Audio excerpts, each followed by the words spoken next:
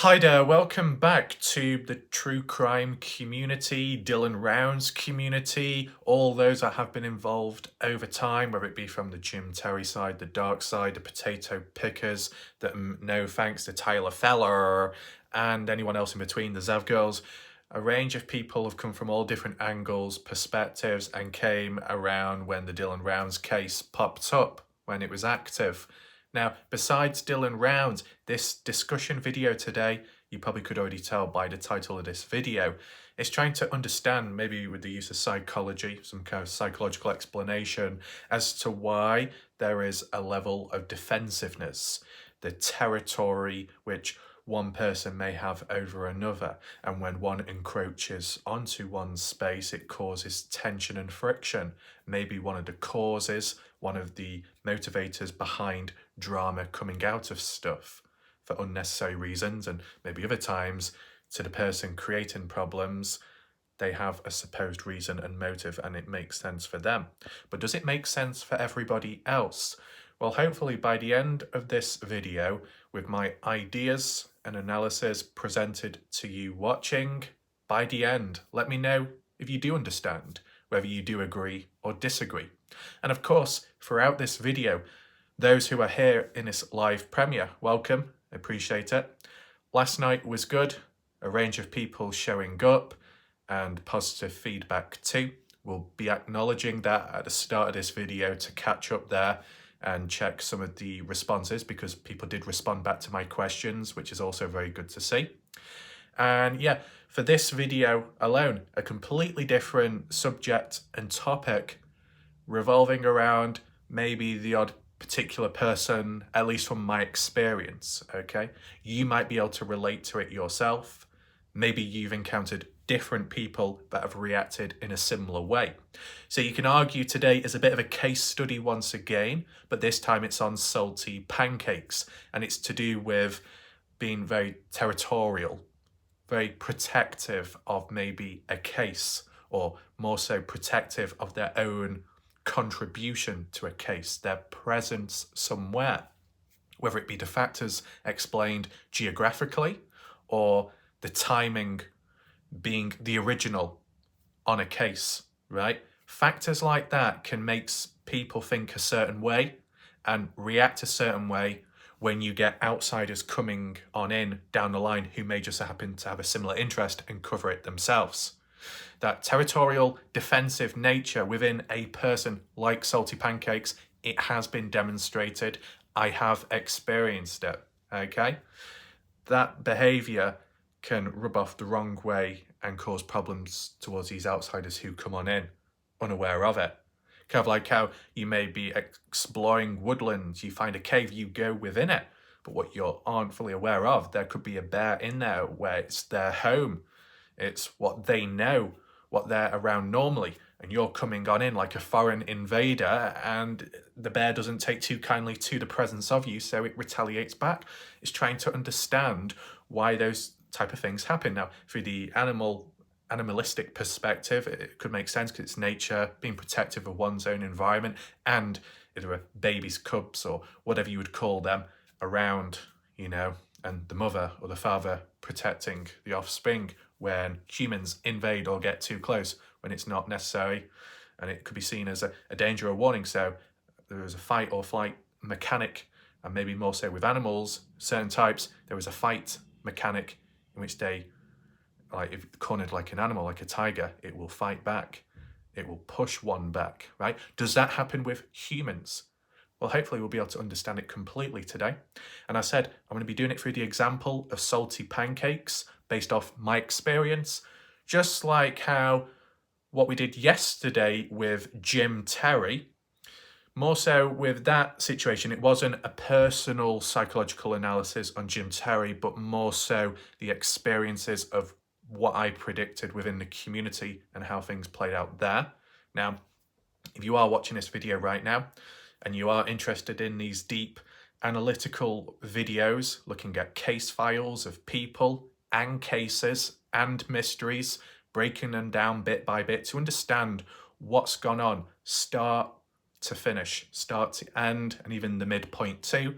If you want to catch up on the video I did last night, top right corner of the screen where the I symbol is. If you click on that, there'll be links to the previous videos and maybe a playlist as well, including the video from last night. We will be acknowledging the comments though today, but if you want to watch the video content itself and learn about it, because it might help you, that's the focus of these videos. These videos are done to document what's happened, to understand why it happened, besides the cases themselves, the people that are involved within them and the communities, and maybe to help you watching right now in the future, if at any point or time you come across a similar situation and you can prevent history from repeating itself, or at least prevent yourself at least from going through the same cycle, okay? Because there will be people watching these videos right now or in the future who have been caught up in similar situations. If you can learn, if you can adapt, and you can avoid these problems for the future, it might make things a little bit easier, and it might make things a little bit more enjoyable when it comes to times and moments, whether it be online, offline, wherever. You might be interested in doing something, learning, listening, or participating in whatever way. It could be through videos, it could be on YouTube or a different platform. You eliminate all those other problems, you eliminate those roadblocks, you eliminate those issues and threats, so then you can just focus more so on the positives, right? And obviously those that have already experienced the dark side, been on the receiving end, it might be a little bit easier for you because you can reflect back on what's happened and pick up on the key tips and, I wouldn't say tricks, more so observations. So then you can use it and apply those tools for the future, and it's less likely to happen again. Don't worry, we're not using the Shack Lady jargon, or we're not using the Shack Lady's manual script of expertise, know-it-all dictionary, thesaurus. As Dale, well, I think Dale heard of a thesaurus, one of those books. You probably think it's a dinosaur or something, but no. What we're going to be doing today is kind of a focused video. You can listen in if you want, or you can share your thoughts, you can share opinions, you can react in the live chat to what you think, whether you agree or disagree on points. If you do want to leave comments or elaborate, down below comment section, you can click there and leave your comments. And also down below, if you check, there'll be a pinned comment by me with additional links if you wish to check them out. And also, if you want to support the channel in different ways or in an anonymous way, you want to be a bit dodgy, there are links down below as well. So it's all under control there. Of course, shout out to Cleo, big shout out to Cleo for last night and her super chats and her consistent super chats recently. She's been very active there and very supportive. It's very good of her. And, in general, because take in mind, I don't always give shout outs because at times people don't want them, but they're the heads up, if you want to call it that, when it comes to another individual in the background who has been active in the Dylan Rounds community here and there, an individual called Confluence. If anyone's heard of Confluence, they used to have an emoji in their name. So Confluence, the O was replaced for the Earth emoji, okay? She's been very supportive on this channel in the background with alternative super chats. So it's been very good of Confluence to do what she's done. And once again, just to spread awareness, because, there'll be many people on my channel who'll be thinking, who the hell's Confluence? Never seen or heard them before, or I can't quite remember who they are. Just another individual within the case, showing support. They're busy as well, engaging in other things or other channels, being caught up in situations with, the past things, but, most have been resolved, which I guess is a good thing. But at least from my experience, when it comes to Confluence on this channel, she's not caused any trouble. She's been a good individual and supportive too. So shout out to Confluence in general, again. What else was I going to say? Can't remember. I don't know if there was another shout out to give, but if I do think of it, I'll add it on down the line in this video. But yeah, so for those that are currently hearing this live premiere, just feel free to share your thoughts. And if not, you just want to talk about other stuff in between, you can do so, okay?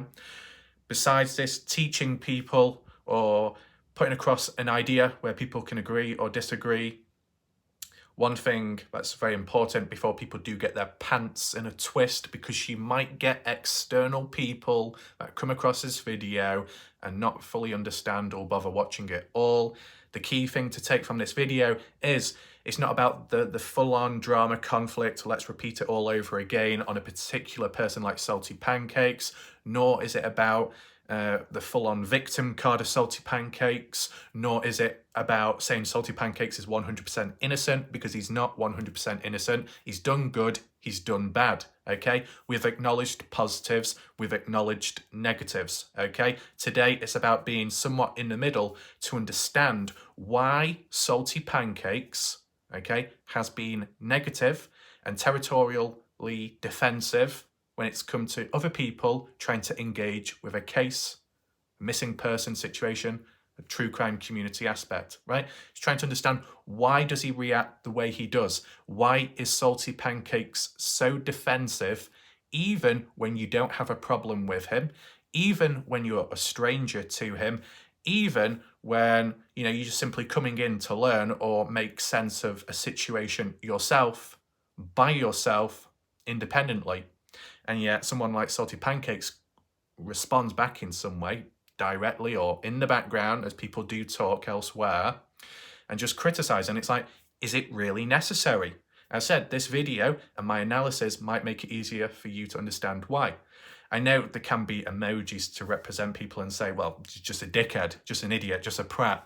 Well, at times, yes, okay, that can be a valid point. But let's just go a little bit deeper today.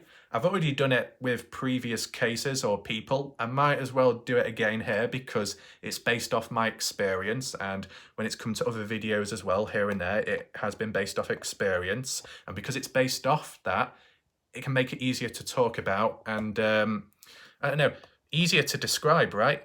Because when you're talking from experience, it comes from here and maybe elsewhere within the body. Don't take that the wrong way, okay? Not in a dodgy way.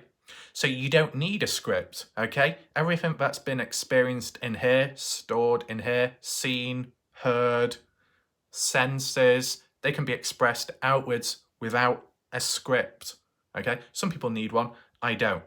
The only time I might use, I wouldn't even call it a script, more bullet points when I've been analysing a full-on news article or news interview, you know, in a Dylan Brown's case, Kenneth Cooley, Justin Rounds, because it's like an hour long or a bit less, and you got to make notes of that to remember everything, right?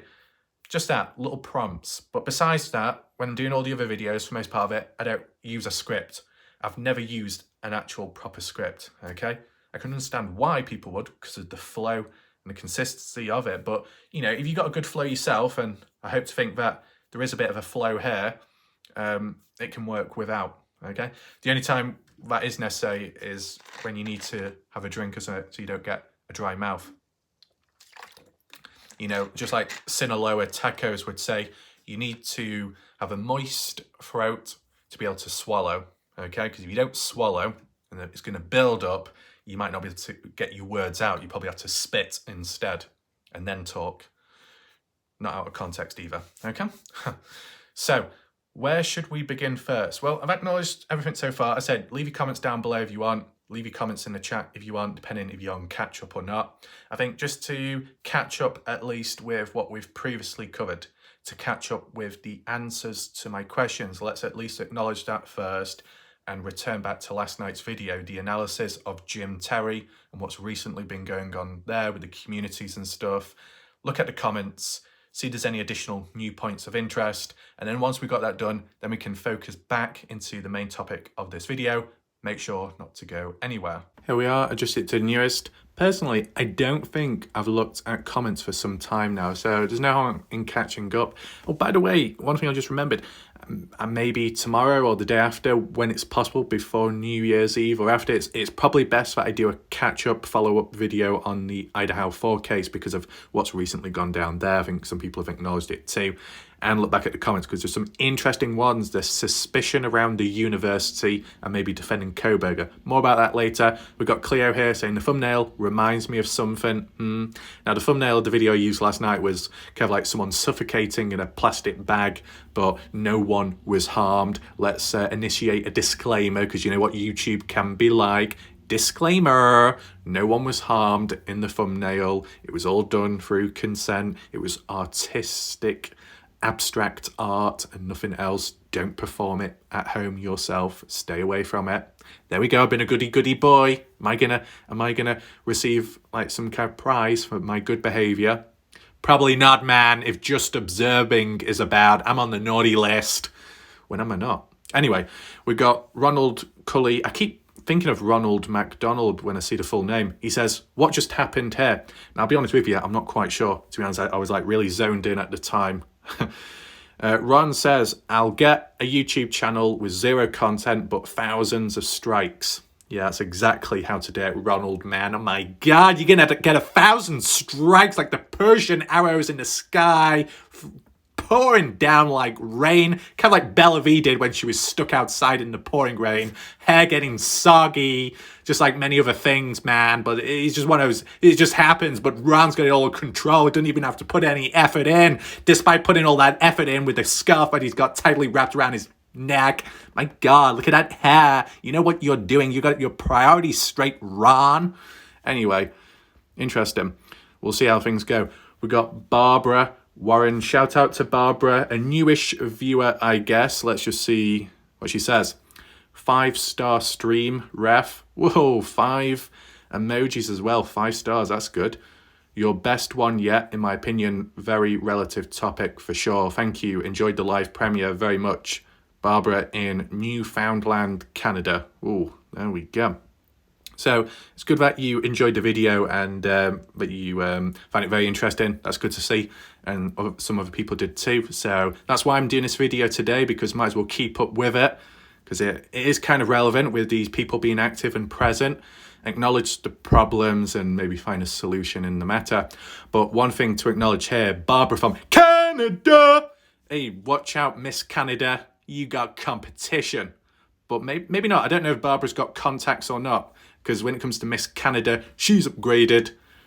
Got rid of the glasses. I know exactly what happened, Miss Canada. My God, it's petty behavior. Don't even need to acknowledge it because I already know, because I'm such a mind reader. The thing is, the reason why Miss Canada no longer wears glasses is because recently Mr. X decided to do an analysis, analysis, I can't even get the words out. You know exactly what I'm talking about. Watch your Crazy does already. She's nodding her head. See, this is the thing. When you're Mr. X, whether you come from Danielle or Lincoln Kane with that fake-ass microphone, you know, it gets pretty hot in here because I'm the hottest free agent. Unlike Betty Hayward. Where are you, Betty Hayward? You need to acknowledge me right now. But see, this is the thing. Miss Canada, long-time supporter, but also we heard Miss Canada won the Miss Canada competition 5 times in a row, which is absolutely incredible. Almost as incredible as our failing OTT platform. By the way, $59.99 now. We decided to raise the price, to raise the bar, okay? We got to keep containing ourselves. We got to restrain ourselves. That's exactly what Betty Hayward needs to do. But when it comes to Miss Canada, we picked up on those wonky glasses. From Watch Your Crazy to Miss T to Belle V, all those wonky glasses all over the place, Miss Canada picked up on that and decided to adapt, which is incredible. But I'll tell you what is more incredible, the amount of thumbs up which have been provided by Cleo there. A lot of thumbs up. And I know Just Observing said some people have a lot of thumbs that need pulling out of somewhere. I don't know how long that thumb is, but you might need the measuring stick. We got Glenn. Shout out to Glenn. Very consistent. And as well, it's good, Barbara does respond back to one of my questions. Let's acknowledge it right now. A bit of a long one, but let's see. So she says, Raf, to answer your question as to who was the first to benefit from Jim Terry's presence on their own YouTube channel, even though very short-lived, was Laura. We're not talking about Laura Dale's, you know, connection there. This is a different Laura, in case anyone else is wondering. Laura, real name, YouTube channel known as Perplexed QT. Barbara says, I was a fan of Jim Terry until he humiliated her with an embarrassing, unflattering photograph of her that he put on t-shirts and sold. After that, both Mr. X and Jim Terry disgusted me when they made fun of her ex-partner dying from a drug overdose. That was enough for me. I watched them after that. First, victim of Jim Terry TV. I felt very sorry for Laura, Perplexed QT. She didn't deserve any of that. Like me, she also appreciated, enjoyed Jim a lot at the beginning of the Terry phenomenon. I always find it hard to say that final word there. So, response-wise, no problem, hope it helps. Yeah, it fills in the blanks, fills in the gaps, it complements these videos. So whilst people can, say these videos are interesting, it's also interesting in people's comments like this, where it can fill in certain areas, and it makes it easier for people to learn as one goes along, even when looking back at what previously happened. So Perplex QT was first helped by Jim Terry, given that boost in growth, and then eventually through differing opinions and I guess unsavory actions and poor taste, that there was a split eventually and went separate ways. I think I do remember when that Jim Terry had that intro to his video or something at the graveyard, and one of the graves, or the first one, said Perplexed QT. I think I do remember that now, but I wasn't sure who it was at the time. Now, was Perplexed QT involved in the Dylan Rounds case? Did that tie in with Jim Terry's presence, or was it before that? I wonder. I think Perplex may have done some coverage on Dylan Rounds, but maybe not a lot, more the live panels early on. I mean, you had that, what was the other person called? Cynthia Rhoda. I can't remember, the person with the glasses and the black straight hair that went by the side of the face. She covered like 2 to 4 videos, but then disappeared after that. See, there's a range of different people, big channels, small channels that did cover Dylan Rounds from different ways, perspectives, and even through official documents and maybe some court papers, but then they kind of faded away. I don't know if they moved on to other cases or not, because at least for the channels, they went very quiet. I don't know if anyone can remember those people.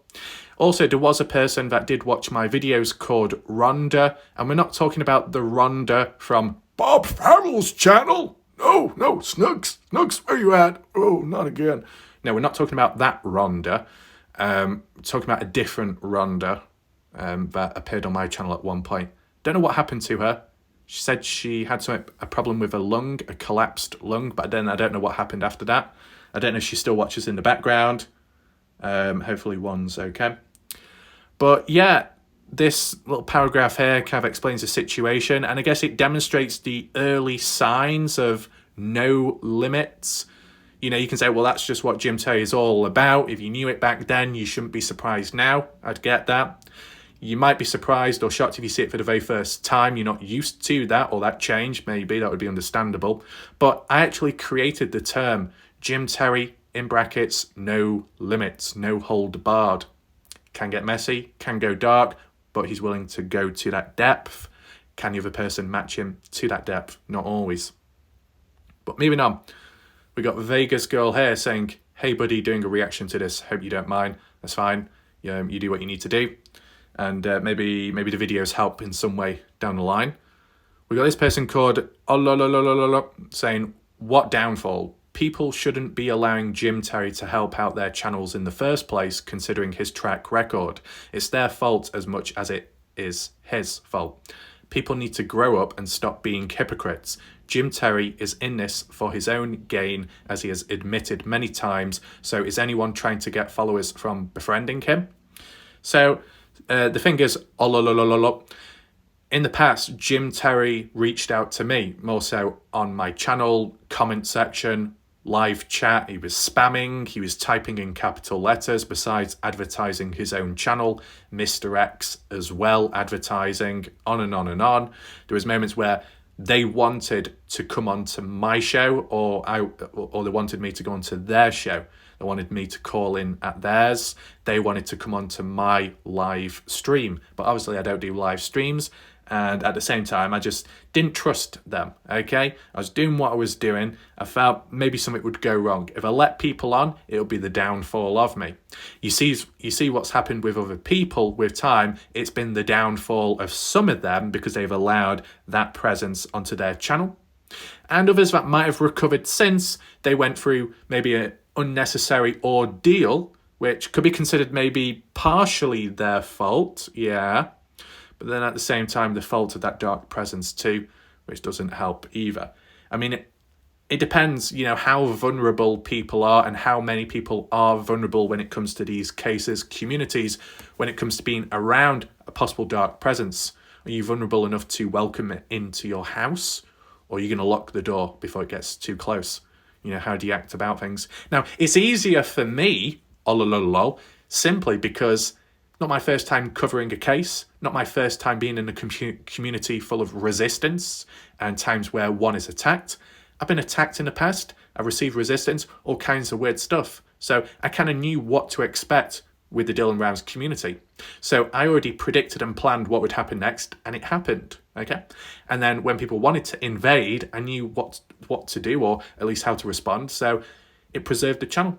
Okay, so it's okay if you've got experience with that type of stuff. If you haven't, then, you know, you're probably going to be more prone to going through it. Does it make it more your fault there? Not as much, you know. If you've been through it before and then you make the same mistakes again and again and again, maybe the blame could be more aimed at you. There'll still be some factors at times which may excuse oneself, but, you know, if you don't do the adaptation bit, then maybe don't be surprised if bad things happen. Not all situations, but some examples. Moving on. Smooth fishing. I tried watching a video of Jim Terry and it lasted for like 4 minutes. I clicked off of it and never watched another one. I can't stand him and he is a user.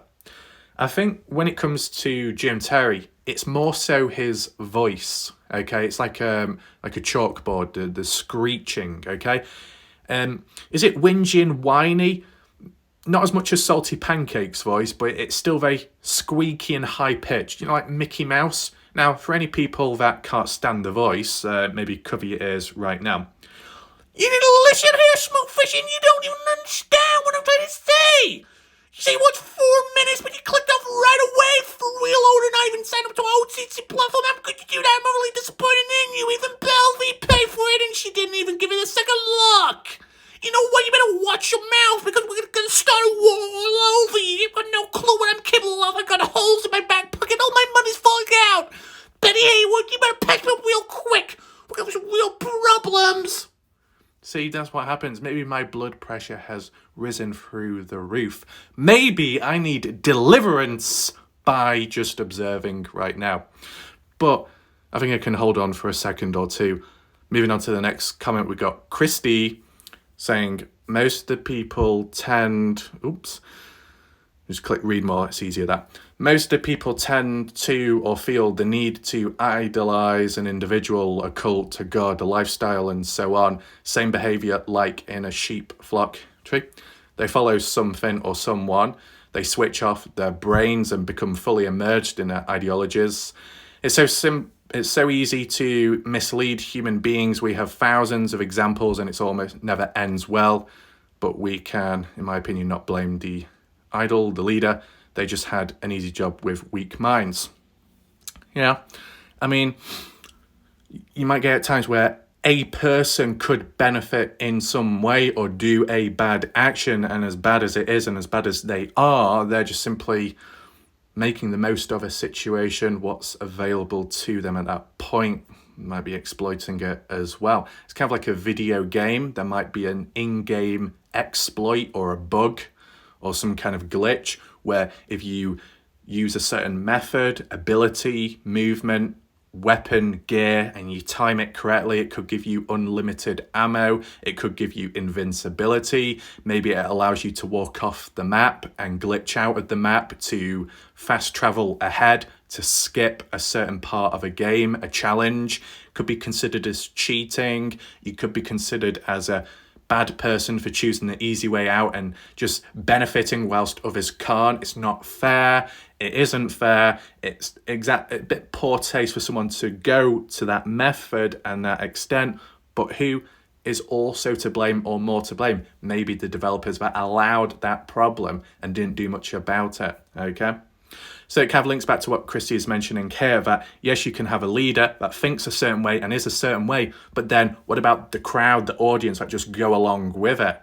You know, sometimes the factors of being very vulnerable, it's not their fault, but then the others that just go along with it and maybe not think too much at first, and it's their own consent, and they think it's fine to go along with it. And then down the line, when they suddenly think, oh, you know, my morals need to change and I need to walk away from this because now it's a problem. Yeah, but what about beforehand? Okay, you know, that needs to be acknowledged too. And sometimes people don't always do that, just like how some people don't always acknowledge where they come from in terms of previous communities, such as a cult, such as maybe a group or some kind of extreme situation. It's like, just remember where you came from, just to acknowledge that at least, because if you completely avoiding that or pretending, playing it off as it never happened, but you're supposedly trying to move forwards, are you really? You're just trying to cover up the past. That seems a bit manipulative. When will it be the next time you change again, and then the next time you cover something else up? You know, sometimes the hardliners, the more extreme people, they've got nothing to hide, okay? Okay, it doesn't always apply like that, but sometimes it can be very obvious, right? And they're there from the start to the very end, and their downfall, as bad as they are, at least they stand out and consistent with who they are. So it's easier to react and treat them to how they should be treated. But let's not go too deep there, because Christy is going to send me in a crisscross of all kinds of psychological evaluations. But maybe we'll get to that some other time. So Christy says, interesting video. That's good. You're welcome. Appreciate that. And Cleo, watching a game, was distracted yesterday. That's fine. The videos will always be up on my channel for as long as they can be. So you and anybody else watching right now can always catch up on my previous videos. So it looks like we've reached the end here with the comments. It's now time to move on. So there was some interesting comments there to catch up on. Thankfully, not too long, as some of you may remember. But let's just refer back and focus back on the main part discussion of this video, the title, okay? More so a case study focus on salty pancakes through my own experience to explain this wider topic of what can happen across all boards, all communities, more so true crime in different cases out there, and just missing people situations too, okay? Would the Dylan Rounds case fall under territorial behaviour? Maybe, maybe not. Might be more so with other people out there. Would it apply to Aidan Clune? Maybe a bit. Would it apply to Alex Easterling? More so from my experience on how people have reacted from time to time. You will get positive reactions here and there from people directly in the case or by the side covering the case, right? So just quick example, when transitioning on briefly or short term, or just a focus when there is time to, on Alex Easterling, and Kaylee was appreciative of it and even gave a shout out and shared my videos, which was good of her. Appreciate that. She was positive there. And the mother, Ashley Martin Easterling, I always got to remember I say it the correct way around. She was appreciative as well, you know, and it might be that mentality which other people would have of, you know, anyone would or should be grateful if people are coming out there or coming in somewhere into a community to maybe help in some way. Any help is better than no help. I get that. But I've also analysed and acknowledged that in high numbers, it might not always go as planned. And I have fully explained that in previous videos. Make sure to catch up on that if you're interested there, right? A certain number or so of people working together or independently to try and solve a case or make sense of it, or to just spread awareness, different roles, different outcomes and, you know, options that can be done. There shouldn't really be much tension or cogs grinding there, but there have been times where it has been the case, maybe more so in the background, and I found out about it if someone has reached out to me, okay? And the Alex Easterling one is an example, and Salty Pancakes ties into that too. Does it apply to Aidan Clune? It could do to a smaller degree and extent. What about the Dylan Rounds case? Well, let's just explain that first, just to put things into perspective. And Salty Pancakes too, and maybe Ty Corbin, and maybe Jim Terry as well, is that when I got involved with the Dylan Rounds case, it was early on. It might have been 1 month or just under 1 month late to the case, but I got there. Most people were all getting on well with one another. And yes, the cracks started forming and then it all went to shit eventually, as we analysed in the previous video and in the past. We don't need to go too far there. But what I'm trying to say is, when I involved myself in the Dylan Rounds case, it was at a time of where most people were getting on well, and at a time where people didn't know who I was, nor had a problem with me. But obviously down the line, it was made very clear as to who's got problems with me, whether it be they've instantly got a problem with me, or they have a problem with a certain action performed by myself on my channel, which might involve them. But as I said, I've got a formal procedure and a way around things that I go from person to person when it comes to making sense of a case, those within and those around it, just to maintain that balance. Maintaining balance to the point of where you become or are seen as the villain or the black sheep, that's the true definition of balance. It's okay to cover this or respond to that, and maybe certain audience members will be on side with you, but oh no, the moment you decide to focus on a different area which certain audience members support, and you're doing it in a negative way, but you demonstrate imbalance like how you've done with all the previous people, certain audience members don't like that, and then more problems show from there. So that has its own issues, but in terms of the territorial behaviour, the defensive nature, protecting a case you're involved in and invested in because you don't like the presence of others out there getting involved, that wasn't exactly the case with Dylan Rounds, because as said, I wasn't seen as a problem. I wasn't exactly hated back then because things were the heat levels were low. The focus on Dylan Rounds was higher.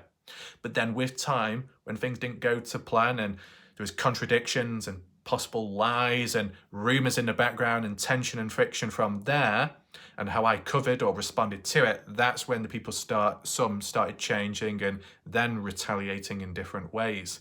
And fast forward on to a point midway or later on, more so nowadays, where I've detached at times from Dylan Rounds and branched off to Aidan Clune, Salty Pancakes may have got defensive to a small extent at point in time, and his audience as well.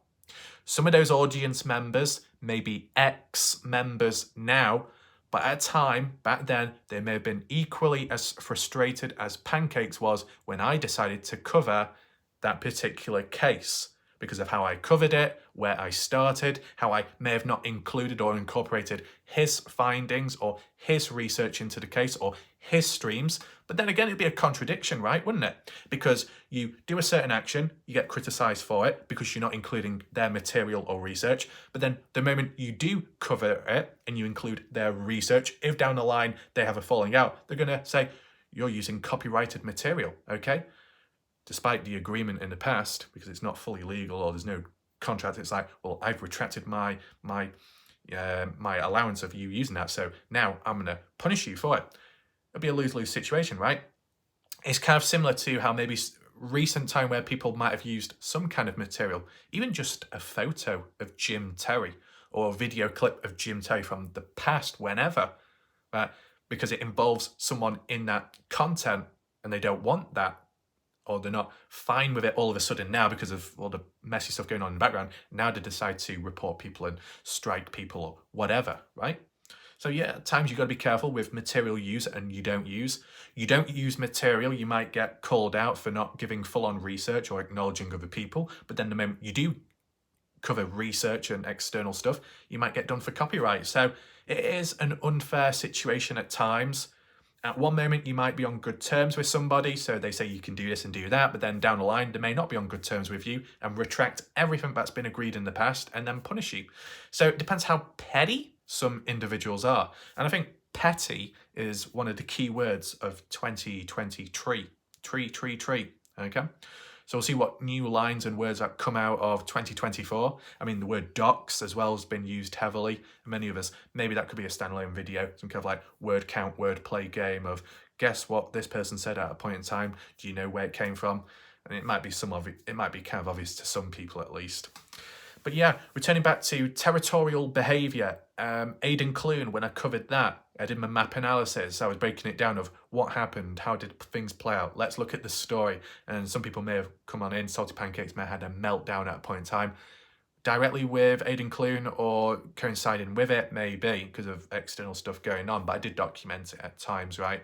Some people may be criticising me of how I've covered it or how I didn't go straight to the current story of things playing out. But if I'm going to get involved in a new case or something for the first time, I need to try and look at it in a certain way. Everybody has different ways of learning, whether it be visual learning, auditory learning, listening, writing it out, creating notes, making scripts, different ways. Some will look at others for research and ideas, and some will just simply start from the very beginning, work with limited material so it doesn't overcomplicate things and you can just take it in bit by bit. Different ways about it. I've got my own methods. It's worked up to now. There's no point in changing that, right? And then other people will have different methods. And those with those different methods out there, maybe like Salty Pancakes, might criticize me. Salty Pancakes does his live streams. Here's kind of like call-ins and panels and co-host. So it's not just him talking about a case and learning about it. It's people who he might be friends with or was once friends with, right? People on his panel, people on his show, people doing background research on behalf of him and helping one another out, right? Might not apply as much elsewhere, depends the format and structure. The format that I do, pre-recording, live premiere, okay, people can still reach out, people can still assist here and there, which is good, comments or externally, but as for like the live learning, it's not quite the same, is it? So it takes a little bit more time, but that's the method I chose to stick with, and that's what I stick with, and I'm not going to complain about it, okay? If I was whining, saying, oh, why can't I have the latest gossip immediately on the spot right now? Well, it's because I'm not doing a live stream. If I did a live stream and people came onto the panel and I said, what have you got to say about this person? What's happened recently? What's happened right now? You'd probably find out, but I don't do that. I do what I do and it works, no change there. But the people out there that do it in the opposite way, right? And that's how they've grown. That's how they've learned about a case, like Salty Pancakes, the live call-ins, the interviews, the phone calls made, the live streams on YouTube, StreamYard, Rumble, whatever, and learning as one goes along there, and some investigative exploration too, boots on ground, such as Dylan Brown's. Okay, that's worked for him. But sometimes people might have the mentality, expectations, and a form of entitlement that they expect you to do the same thing. That when you go in their direction, you supposedly follow in their path, their line of sight. When you go to their community or their little case they've been involved in and invested, they expect you to follow exactly the same way in how you research and conduct stuff. But the moment you decide to choose a different approach, where it better suits you in understanding and learning, they don't like that because you're not acknowledging what they've done immediately and you're not following their procedure, which they might have calculated, and it's like, this is exactly what you need to do in order to learn that. But that's not the case. You can learn in many different ways. But if they don't see it from different perspectives, they're going to get whingy, whiny, bitchy, moany, and then have a go. So that's what happened with me to an extent. Not intensely with Aidan Clune, but to a small extent. It was more so demonstrated recent time with the Alex Easterling case, where I came on in, okay, out of nowhere. It was out of nowhere, but it was just right place, right time slot, because Dylan Rouse, that was kind of slowing down. The Kenny Veach one, I was trying to warm up back to that, but in the middle of it all, I thought, let's try this one out, right? See if it works, see if people are interested in it, right? And it kind of worked, I would say. Spread a bit of awareness and also picked up and at least acknowledged where different people were at times. Also highlighted the tornado effect, which was over in the Alex Easterling direction, with Kaylee branching away, doing her own thing, and certain audiences too following, going in that direction, where Salty Pancakes is supposedly still at, or felt he was because he's covered it previously. Take in mind, Salty Pancakes did cover a range of different missing person cases, maybe back to back or all at the same time, juggling, switching between one to the other. As said, I don't really do that as much. I try and stick with one at a time because I have different methods and it works for me. And because it is different to other people's, and if certain people out there are petty, like pancakes, petty pancakes, then there's going to be disagreements, there's going to be friction, cogs grinding, not from me, but more one-sided. It is what it is. And even audience members too. As we said, referring back to Christie's comment, you can blame the channel owner, you can blame Salty Pancakes till the cows come home, or whatever that does come home. But let's at least acknowledge audience members at times that have been problematic and present at the times of these issues, because some of them would have shown a bit of distaste within one covering something, following in the same direction. See, the mentality is, beside the defensive nature, it's that for some people's observational skills which are lacking, people sense that when they go to a case, it's all about them, that they should be the only ones to cover it and nobody else should be allowed to. That entitlement, and the moment someone comes on over, it's, you know, you're not welcome here, get out now, we're doing what we're doing, we don't want anyone else. You could say it's a bit selfish, right? Maybe that's a part of a reason here. What, in Pancakes or other creators out there, if you've been on the receiving end, or you might have got involved with a case. It's different if you're an audience member. You can tag along, you can move about all over, and you can watch anonymously, and if you want to comment, you can too. I mean, if you are known in a community as a commenter, a viewer only, but you have still got in trouble and conflict with people, because you know, you can get in trouble like that, as I've described in that previous video. Refer back to it for context.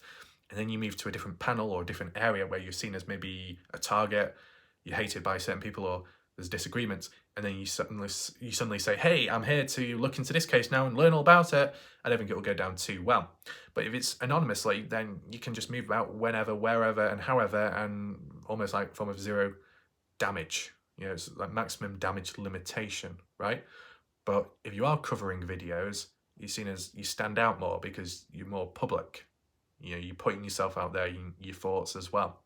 With the disagreements, if you just happen to go in the same direction as them, they're going to be thinking, why is this person following? See, I think it was Jim Terry that mentioned it as well recently, highlighting, what was it? Warlike Raf and Bob Farrell. Let's just remember, using mindset, people can have a goldfish mentality if they want. They can flush their thoughts down the toilet and forget about them. But unfortunately, this toilet's blocked. Blame Dale. Matt Lingo put too much toilet paper down, and Dale thought it was a good idea to flush a load of snails from France down the toilet. So it's blocked up now. You can't escape. Your thoughts are here. And at least from my memory, okay, when it came to a point, maybe a month or two ago, Bob Farrell, whether it be his own thoughts or a comment that provoked him, or not in a negative way, but just bringing it up about, Warlike Raf covering Alex Easterling. What's he doing over there? Jim Terry coming on in. Yeah, they're all following one another. No. I'm going where I feel the need to. When it's the right place, the right time, when I can and when I want. Simple as. I don't have handcuffs around me. Not at least for some time now.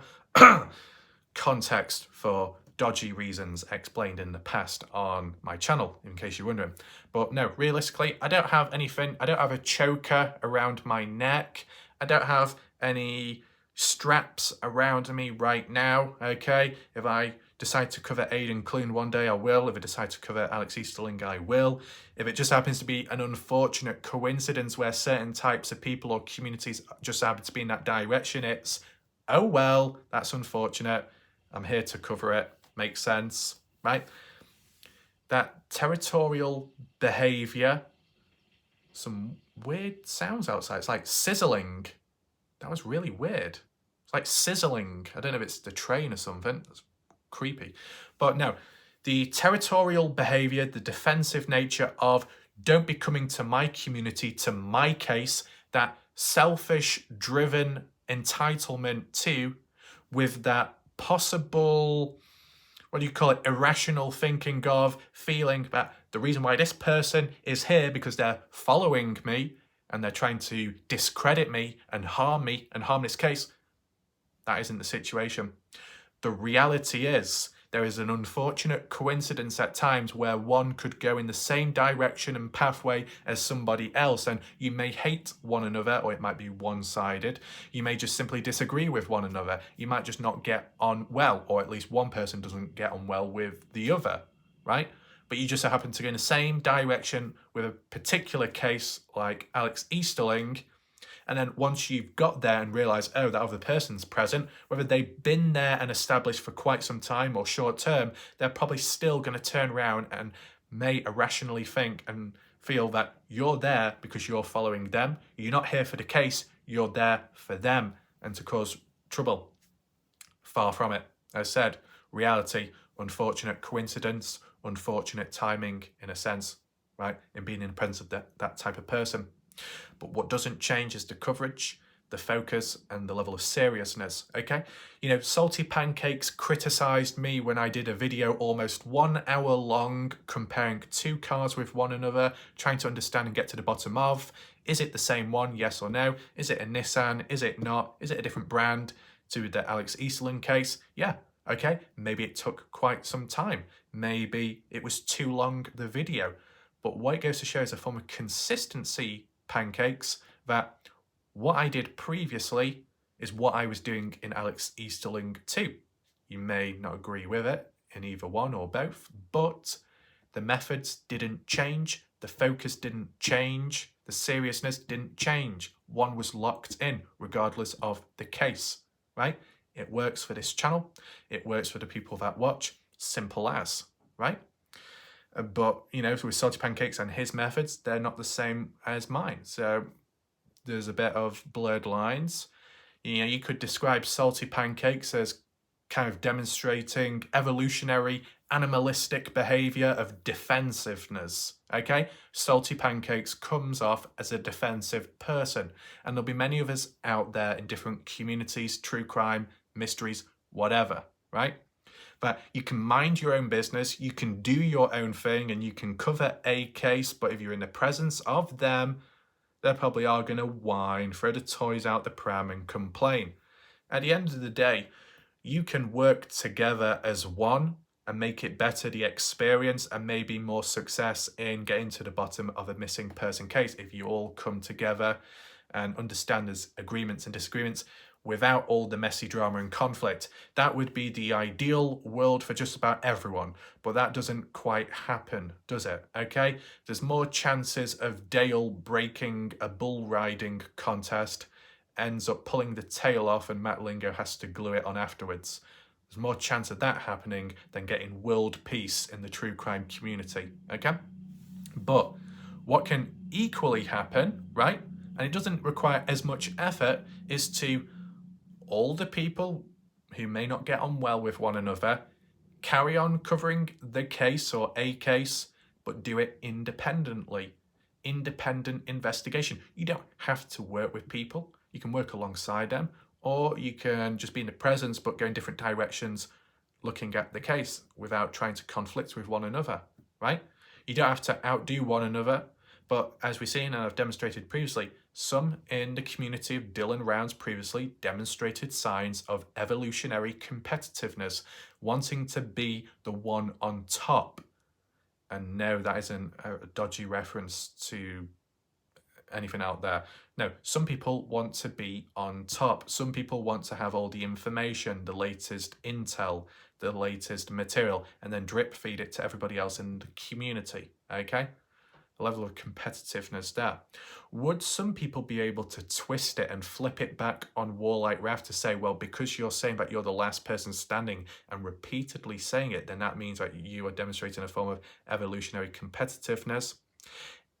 The thing is, it can't be with Warlight Raft. It can't be a form of evolutionary competitiveness if one from the beginning never saw it as a competition, because one was already confident enough that they knew what they were doing and had it all under control. You know, when you know it's not a race, when you know you don't have to worry too much or have to think too hard, you just go with the flow. It's not a competition from the beginning. Not with me, but maybe with others. The reason why one will repeat themselves at times to demonstrate that frequency and consistency as a microcosm of what one is all about and their coverage of the case, but also repeating certain words, make them bold, make them stand out, highlight and acknowledge what you've managed to do, whether it's oneself or yourself, whether it be someone showing support to the channel, that can be replicated, interactional syncrasy there. whether it be someone contributing, whether it be someone leaving a comment or intel, whatever, you can repeat it, you can refer back. You know, if you can give credit to your own performance, you can give credit to other people too along the way. It can work and coexist with one another at the same time, or one after the other following on. So you've got that there. But that evolutionary competitiveness within humans, that drive within pushing, which then led to those maybe outdoing one another and also discrediting one another, or certain methods to then pull others away and audience members, tugging and pulling in different directions. We've already explained all that, but I just wanted to refer back to it. Referring back to the form of evolutionary defensiveness, evolutionary territorial behavior is shown within animals, and Salty Pancakes demonstrates that themselves. Now, I know some people could say Salty Pancakes is a rat or a mouse, so it's shown a form of defensiveness there, which ties back to the animal complex and situation, but I'm not saying that. That's what other people have done with time, okay? Before we go any deeper there with Salty Pancakes, let's at least acknowledge the positives, so people don't think it's a witch hunt. So with Salty Pancakes, Dylan Rounds specifically, with my presence, with my experience. Salty Pancakes initially, before I knew much about him, before he knew who I was, Pancakes was defensive from the beginning, right? Just like how Kathy and Axel was when I simply read out a public comment posted by her on Bob Farrell's community post, in which she then accused oneself of doxing, just because I looked at a comment that said, "Daddy's home late, no more tea time for the little kitty cat."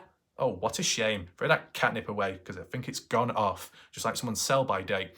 But putting that aside, right, referring back to this concept of Salty Pancakes from the beginning, defensive from the get-go, right? Okay, I can understand defensive when it's unknown territory, unknown foreign export, third-party outsider. Who the hell are you? Never seen you before. Don't know what you're all about. I'm going to be cautious. I'm going to be defensive to protect myself, to protect the community, to protect we the people. Okay? But whilst that's understandable, the actual approach and method by me, which has been demonstrated previously in a smaller extent, right? I knew what I was doing, but I don't think they knew what I was doing. So a bit defensive, a bit naive, not quite sure what's going on, Salty Pancakes was. Because take in mind, Salty Pancakes was a very small channel at the beginning of Dylan Rounds, because he just started out, right?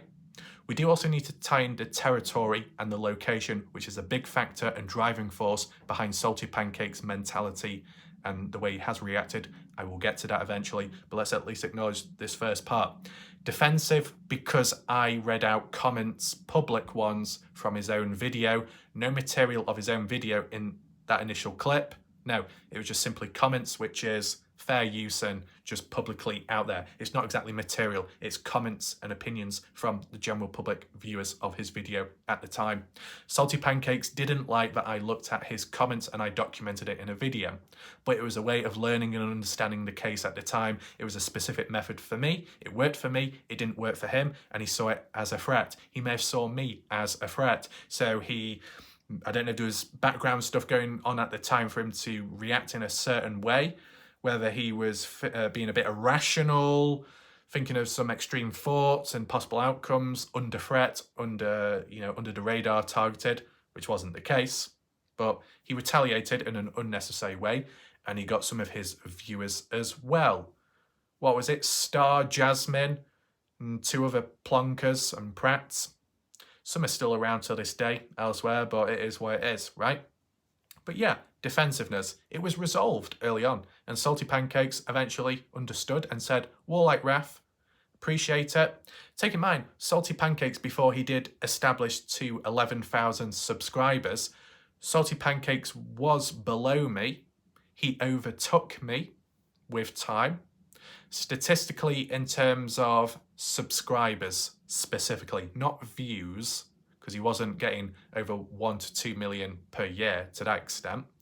But in terms of subscribers, he surpassed me pretty quick. Okay, that's a fact.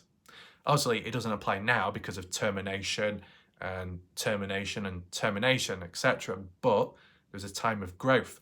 But at the beginning, there was also a sign of being grateful that someone like me was in his presence, not in a narcissistic way, but just simply because I was in numbers, in subscribers, was bigger than him early on. So when he saw me, he may have visualized me as being one of those bigger creators acknowledging a smaller channel. So it's like, yes, you can use my material, you can use my footage, and I appreciate you giving credit too. It's very good of you, because that person knows or has a feeling that it will help them in the long term. And it might have done, right?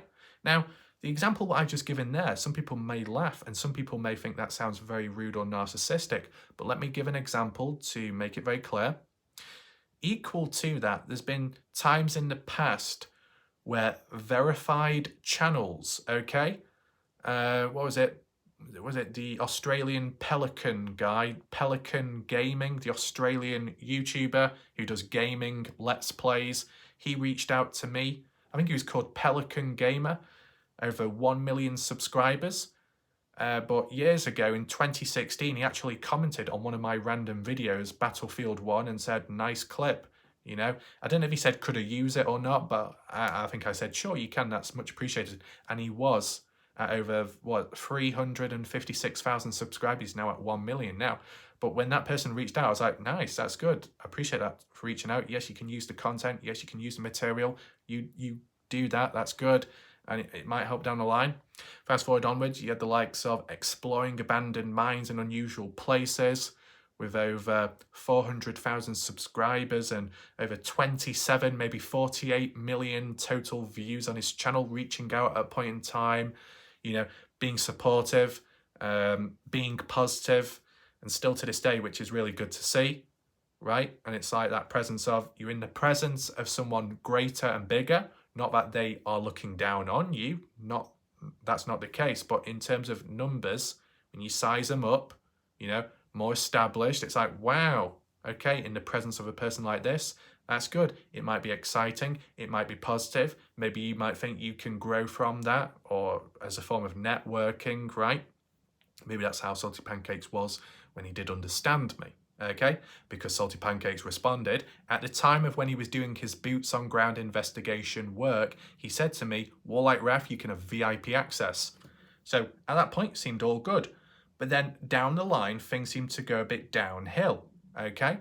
And that's when Pancakes started acting out at times, maybe because of influences of external background drama and conflict, which then impacted him, harmed him, which then harmed his thoughts, which then led to Pancakes taking it out on the wrong people, maybe. Maybe some people have been on the receiving end worse than me at the hands of Pancakes, but I said this is just from my experience. So there might have been some petty call-outs, some petty references and critiques made, and at times spazzing out, okay, not quite thinking before speaking or typing in the live chat. I documented it at the time, I presented it. Some people were shocked by it, but I just simply did it because I was documenting it. Take in mind, I do take it seriously. Whether it impacts me or not, or the case, I will document changes in people's behaviour because I've seen what it's done in the past, in other cases, in the past in general. It needs to be documented because if it's not, no one's going to know. No one will have anything to look back on or learn from in the future, or know of the signs of what to expect. You know, what phase, what transition are we going through right now? Okay? So with Pancakes changing, which might have been a bit unexpected at times, or some of the words and lines he was coming out with, just simply documented it. And I guess through documented it, that led to a further rise in one thinking irrationally and assuming that I had it in for him. But then there was some times where he was supportive and he, you know, gave super chats, which was also acknowledged and appreciated. It was very good of him. And he made the natural choice to do so in what he did, in showing support. So that was good to see too. That's why this video isn't about going all in on Pancakes in a negative way, but trying to understand why he reacts the way he does at times. So a bit in between, and hopefully people can acknowledge that. And those that may not actively watch my channel, but are on the opposition side, may see this video and think, okay, fair enough. Okay, that's I fully agree, but at least acknowledge it from a different perspective and mindset, maybe. So with Pancakes showing support, but then other times calling one out, right? It was kind of like a Jay Silverheels situation. Who's Jay Silverheels? A key character when it comes to the Kenny Veach case. Someone that's like, oh my God, you're an idiot. You need locked up. You know, you got mental issues. You're a snake in the grass. You need to burn the logbooks down. You need to be locked up. You're just a danger to this world. By the way, I think you're an incredible, highly intelligent person that needs to win the Nobel Peace Prize. Back and forth, and it's like, where are you at with this individual? With Silverheels, you could take it more in a comical way. With Salty Pancakes, you can spin it in a light-hearted way at times, but other times I think it gets a bit more serious, right? So with the later methods of false impersonation accounts of me at the hands of Salty Pancakes, and audience members and ex-audience members up to a certain point denying it, even though truth came out and even Kay Lee came out and acknowledged it was the case. But in the past, when Lacey H did her research and documented stuff, highlighting the footage of Pancakes switching his YouTube account from Salty Pancakes or Salty Crew to his Bezoint one with the dragon eye, or his Jake the Snake account, you know, you could say, well, how does having those alternative accounts link to impersonation accounts of Warlike Wrath, right? Well, besides the odd supporters reaching out that said, well, here it is, and because those from the inside seeing it and hearing it for themselves in the little tight-knit communities, then branching out and acknowledging that, you can just simply refer back to the very basics of one is a liar. Salty Pancakes here and there was a liar, okay? You can cover it up as much as possible. You can mess about and put on a strained, cold voice, like you got the flu. Like this, man, you gotta pinch your nose like there's a peg on you. You know, this is the thing. People like getting pegged. I don't. I really get turned on when Dale puts pegs on my nose. Especially on the ears where it's extra sensitive. It's just such petty ass behavior, but I cannot get enough of it. Dale, I hope you're there right now because, you know, I'm a #1 fan. That's from the words of a soggy individual, okay, in a light-hearted way, but it can't always be taken that way because things can get a little bit messy. And as I said, certain people out there with a certain history or criminal history, it can translate through to similar methods being applied again. If back then there was some form of harassment or online harassment, let's just say, or nowadays, as one of the, Class B misdemeanors, that kind of translates back into the point of when kind of harassment of these fake accounts coming on behalf of Pancakes or by him himself. I mean, there was some people saying that there was some bloody Indian man, but it was a dodgy scammer. You know, who was that Indian person that came on in? Was he coming in for a takeaway, a curry in a hurry, or, you know, I can't remember. Was it some web designer, someone from Fiverr? Lots of random, you know, fragments going about, these memories, but they're not specifically for this video, okay? But I just want to throw them in because it might re-jog people's memories. Things like that, the Indian guy coming on in, the Fiverr situation. You want to give a backstory behind that? Leave your comments down below. It's welcome, right? So it gives you the chance to interact and share your side of the story. And of course, in general, if you have your own experiences with trying to cover a case or trying to learn about one, but then you come across another person that comes off as very defensive just because they've been there longer than you, because they feel like it's their case and nobody else's, let me know if you've been on the receiving end of a situation like that and who by. If you want to, and if you can, leave a comment down below, right? But yeah, with Salty Pancakes and the behavior going up and down, with the initial point of an example of Salty Pancakes being a liar, outright saying, and several times saying, I don't have any alternative accounts, I've got no alternative accounts. But in his own live stream, he showed himself switching accounts, signing out of one and logging into the other, right? Those other accounts don't just magically show up. They're there because it's under your name or an alternative email, right? And Lacey H documented it in a separate video because, as you know, some people may delete their own live streams or cover it up down the line, but Lacey documented it, which was good of her. So it's set in motion that Pancakes was capable of being a liar during times of serious matters. So once someone becomes a liar, they're not trustworthy. So the next thing that comes out of their mouth, it might as well come out of their rear end because, you know, it's the same thing, right? just like how I said, when you come across hypocrites, you gotta be very cautious and wary around hypocrites. They do one thing, do the opposite, and benefit both ways, right? And when they are eventually called out, they can still be just as defensive or show a form of denial or delusionalism, okay? You know, hypocrites are like liars. Liars can be hypocrites. It can run in line with one another. It can possibly be the same thing, because you can do something or say something and then do the opposite afterwards. But then when confronted in between, you could be like, oh, no, no, no, I agree. Yeah, that stuff is bad. Just like how people will say how they don't like bullying. Okay, you ask everyone in this world, do you like bullying? Should it exist? And just about everyone will say, no, no, no, it shouldn't. It's not good. It's not necessary. It's not nice. It's horrible. Okay, then, well, ask me. How come there's so many cases of bullying around the world, yet just about everyone agrees that it's a bad thing? If you truly agree that it's a bad thing, then you won't act out on it yourself. You won't become what you say you don't like, and yet it still happens. So there's liars. People, some out there that say they don't like bullying, it shouldn't happen, but they do it anyway, whether they're fully consciously aware of it or just subconsciously aware of it. It's a hypocrite, a liar. Lied in the first place, doing both things. Different times when it suits them, maybe. So with Salty Pancakes saying, it's not me, playing the innocent card at times, just doesn't work. Salty Pancakes did well in the early days with Dylan Round's case, or at least from my experience, briefly, right? And with the material, more so that. Being able to go out there around Montello, presenting it to the general public so they could see what it looked like and who was present, and even the Grainshed property too. Pancakes in recent time on Vegas Girls livestream said that Salty Pancakes is Mr. Dylan Rounds, 80% of the community. That, you know, if it wasn't for my content, you would have nothing. And I've seen and heard in the past where Salty Pancakes has called me out saying, if it wasn't for me allowing you to use my content, you would have nothing, Warlike Raph. You know, without my content, you have nothing, Raph, you have nothing. Well, explain to me how I've got over 400 plus videos, and even if you did take away, you know, a range of those videos, right, because it might incorporate content of others or do the commentary and the analysis, you take that away, I will still have more videos than most people combined together, so it doesn't matter.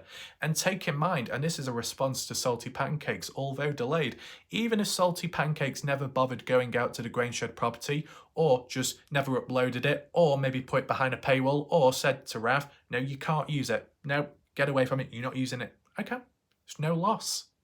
People can claim Pancakes or his viewers or ex-viewers can say that Warlike Raph is dependent on that footage alone. Incorrect. 100% invalid. Because the reality is, it wasn't just Salty Pancakes that went out there on a certain day, at least talking about the Grainshed specifically, which has been analysed many times, and the photos as well. You take away those videos of the analysis of the Grainshed, okay, the numbers drop in videos because a great focus was there. Okay, and some of which may have used material and footage from Pancake's perspective, which was credited at the time. Still that consistency of credit, still to this day of crediting back the provenance of where it came from, even if people don't want to be credited like Jim Terry, who will have a go at you for crediting him, but will also have a go at you for not crediting or mentioning his name. Lose, but hey, you know, you just follow with a certain procedure, and that's what I did, and I still do to this day, giving credit in the title or in the description, the comment section, the original video, or even saying it out loud in this video. But it's invalid what Pancake says about his content, him being Mr. Dylan Rounds, and me relying on his material, because at the end of the day, you take away Pancake's footage of the Grainshed property, guess what? Glorindellen. It was Glorindellen that also was there too. It was Glorindellen that recorded it herself inside the Grainshed property, near the backhoe too, capturing Kurt Wadsworth on camera, going up to the backhoe, trying to operate and touch it, not in a weird way though, and also in the background, Kurt Wadsworth going back and forth, picking up items and putting them into his white pickup truck, in which on, was it 23rd of August 2022, I could be wrong there, that it was Weezer Montello Local that saw Kurt Wadsworth's white vehicle with that stuff in the back end of it in town, parked up the next day. I don't know if it was the 23rd of August 2022, correct me if I'm wrong, but it coincided with what Weezer saw the day before Kurt Wadsworth was at the Grainshed property getting stuff from there, in which Glorindellen documented off camera from the side angle as we analysed. So even when you take away Salty Pancake's visit to the Grangeshed property, Glorindellen was there, and she was good enough to allow people to look at it and refer back, and Glorindellen has helped when it's come to the legal stuff in the courts. And she's never had issues with people like us. Glorindellen hasn't started any drama from at least what I know of, so it seems all good there and under control, right?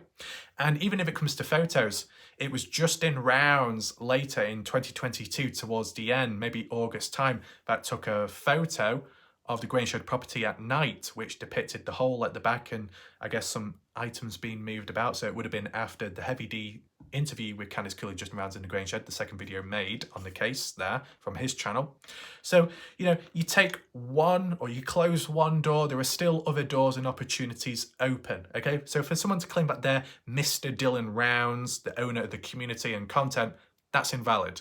Not quite true, because other people have contributed themselves, whether it be Glorindellen, whether it be Mob Crew Chris with his drone footage. I think he allowed people to look at that too. So you get an idea of how things go about. Has Ty Corbyn ever showed resistance? Yeah, it's been more petty, whingy, whiny, never really recovered from it. Okay, unfortunate there. Is he still active in the case? I'm not sure. At least for the community aspect, not really. I guess for most part of it, Ty Corbyn has defended the dark side at times. Does that still apply? I'm not quite sure. Been at it with pancakes in the past. Some messy stuff there. I mean, correct me if I'm wrong, but I'm sure there was supposedly a time where Salty Pancakes did an analysis or did a video, and then I followed with an analysis just trying to make sense of it, where Pancakes had a photo of a boot, supposedly Dylan Rounds, or zoomed in onto it of Dylan on that Segway, and it had a mark on it, and it was trying to understand, was that from the crime scene? Was it the same one? But then, because Pancakes switches and changes with his attitude at times, 1 minute talking in a funny voice, like some like children's book, probably not appropriate using that example, but you get the idea. And then talking serious, but then talking like he sounds like he's got a cold or a flu, then trying to put on a different voice or tone, which fails miserably. When he said about, oh, that was actually a photo I took of my own shoe or boot and put a mark on it to make it seem like Dylan Rounds. What? What's that all about? Whether it was true or not, it's just unnecessary, because the thing is, what Salty Pancakes might do at times is mess about, right? And play it off as a prank or play it off as if it was something else, but then he refers back to it and says, no, I was pranking in a pranking way, that what I said actually happened, didn't happen, but it did happen, but it didn't. And it's like, well, how are we supposed to keep up with everything, okay? A liar here, lie there, what are we supposed to believe next?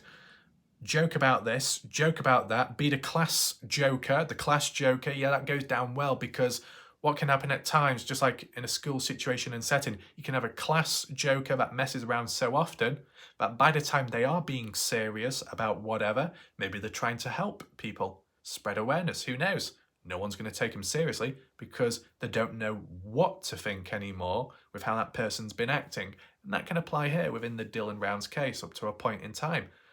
Won't it be what Pancake says or suggests or how he responds? It's like, can we trust, can we believe you when it's been very back and forth in the past? Just like the case itself, back and forth to the point of what can you believe, right? And when trust is such a sensitive area, when that gets damaged, it can mess up everything.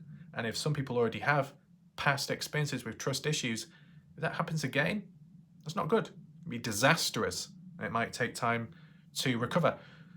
And what does that exactly mean? Oh, I don't mean in a sensitive way, not always. It just may take time to recover from when you next, look back into a case or into a new one. Because if there's so much damage or mess and disruption caused, you might need to take a step back to then, get back to a neutral ground of thinking, so then you can move on and then listen to new information of the case or of a different one and, make a better judgment call.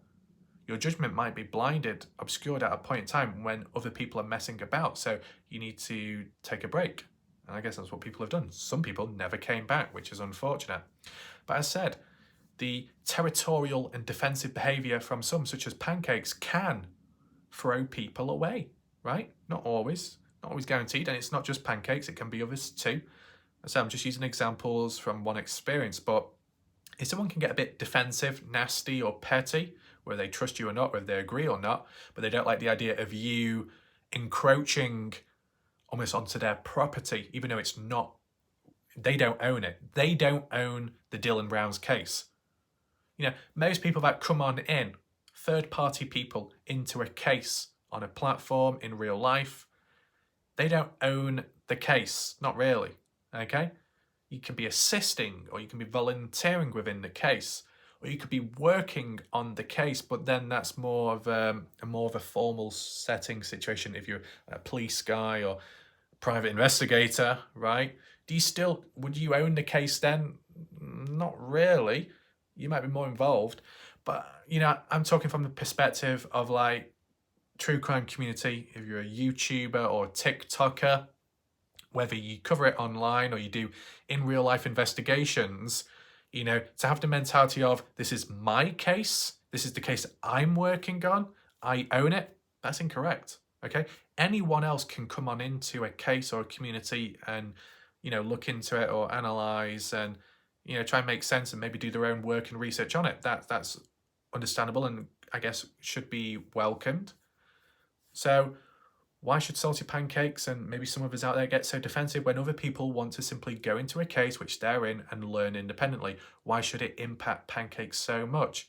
As said, territorial behaviour. So can we give any rough or straight to the point examples right now to hammer down? It's okay saying territorial defensive behaviour, but how exactly?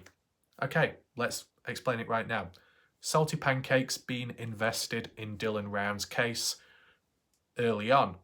So that length of time being there, he might have the feeling that he has the right to be here and to cover it, and other people don't have the right who come in late. That because of how Salty Pancakes did his interviews with key people, which other people didn't do at the time, he thinks he has the right that it's his way or the highway when it comes to other people coming on in to try and work around the case. If you're not following my methods, or if you're not using my methods or acknowledging them, then you're not welcome, you're doing it wrong, get out, I'm going to be defensive, I'm going to throw my toys out the pram. Example there. That with Salty Pancakes, the biggest, most important factor and in understanding his nature, location. Living in Utah, okay? We're not going to get specifically as for location because I personally don't know. And hopefully people don't spaz out and think, oh, you're saying Utah? Oh, doxing. No. One's admitted that they're from Utah in a certain area. The reason why it's an important factor to mention, because with Pancakes being in Utah, wherever specifically, that's kind of roughly it's within the state of where Dylan Rounds went missing, okay? I guess Aiden Clune as well. Utah, but further down that way south when it comes to Cherry Creek Mountains, and Dylan Rounds loose in Utah, right? Utah as a whole. You don't really see Salty Pancakes getting defensive with the Idaho 4 case, do you? Well, he's not from Idaho, or he's not living in Idaho, if you want to call it that. I know some people get triggered when I say certain names of states, but oh well. You know, throw flour in my face. No Stony, not that substance, that's something else. Betty Hay will get jealous because the packages unrelated. But, you know, it's because of location, territory. You can be very defensive. You can be very protective. You can be very proud, maybe, of where you come from or what comes from that location you live in, right? I mean, random example, you could get people migrating or immigrating into a country which you live in, and they complain and they demand and criticize, and you could then suddenly step up for your country and say, hey, if you don't like it, get out, okay? And not to be misunderstood that, but it's, you know, maybe someone becoming, patriotic or loyal to their country all of a sudden, stepping on up because they're proud of who they are and where they come from. But for these invaders to come on in, demand for this and criticize that, right? Well, then if you don't like it, you know, there are options to move away, right? You know, it's just a very rough example that, but it's that defensiveness where when one feels that there is a threat, an imminent force that is different to them, to their mindset, to their likes and dislikes, it can rub the wrong way and it can cause a reaction. So with Salty Pancakes being in Utah, a place where Dylan Browns went missing further out there, and Aidan Clune, because Pancakes is closer to the locations geographically, yes, he does have the potential opportunity to go out there and investigate himself. So he might feel that entitlement that because I'm really, hands-on in the case, that I am better than others. But I say it's not a competition, but someone could think like that subconsciously or so, or they might give them a piece of their own mind down the line where they really say what they truly think, as Pancakes demonstrated, okay? But the territorial defensiveness, just like I described the situation with a bear in a cave with its offspring or so, and a random person just walks on in who's not even from the area, okay, that bear is going to see it as a threat and think, how dare you, get out here, get away, right? So you can be territorially defensive of a place you're from because you're proud of it, or you don't like the fact of these strangers, invaders, almost like alien-like people coming on in and possibly causing disruption, causing change to something you're involved or participate in. You don't want change, you don't want the disruption, you don't want things being altered with when it's just fine as it is, okay? This room isn't big enough for the both of us, okay? Well, I was going to give an example there of something else, but it'll probably get random. But with Salty Pancakes being in the place where the people went missing and being able to get hands on too, that he has in his mindset that he is the one to cover the case. And others, not so much, especially those that might be just online covering it. I guess what Pancakes needs to understand, and others out there too, is that different roles can complement one another and can complement a case. Yes, you can have someone that's hands-on, but then you can get someone who's digitally savvy. You can get someone who's very good with the social media aspect, with spreading awareness. Then you can get someone that's just very good at creating websites, not dodgy ones, and spreading awareness there. You might get someone who's just simply good for having all the right contacts in all the right places to help get the case across or get it solved or fixed quicker. Different roles for different people all can work, whether together as one or individually. But I guess with Pancakes feeling maybe like he's a jack of all trades, the investigator, the searcher, the researcher, the interviewer, he thinks maybe he owns it all. And then when other people come on in with a different approach or method and don't follow in line, he doesn't like that. When people step on his turf, something he owns or feels like he owns the rights to, doesn't like that concept. Now, I'm going to give you an example now to put into perspective as to show this understanding, okay? Right? And it will come full circle shortly, so make sure to listen and stick around. As I've said, when it comes to the Kenny Veach case, I've covered it from 2020 up to now, over 2 years. I researched and listened to the case on and off from 2015 onwards. Whenever I'm covering the case and I see big channels coming on into the case, into the community, and they don't do research and they don't acknowledge anything at all, not even mention my name or others, smaller channels that have, contributed as well to the case, it is annoying and it is frustrating.